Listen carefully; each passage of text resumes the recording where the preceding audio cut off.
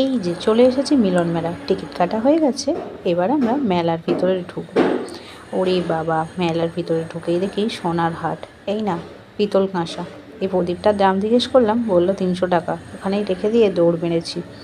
ওই প্রদীপের দাম কখনো 300 টাকা হয়? তারপরে আমরা গেছিলাম খেলনাগুলো দেখতে, কোথায় কি বসেছে।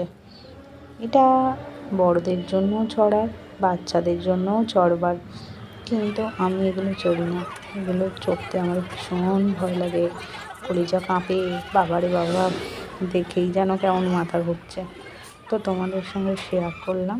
আর এই দেখো নাগরদোলা, ইলেকট্রিক নাগরদোলা, বন বন করে ঘুরছে, বন বন করে ঘুরছে, এত স্পিডে ঘুরছে, দেখেই চোখ যন্ত্রণা করছে, চড়বো কি। তারপরে ওই যে খেলনার ফাঁক থেকে চাঁদ মামাকে টাটা বাই বাই বলে মেলা থেকে বেরিয়ে পড়লাম।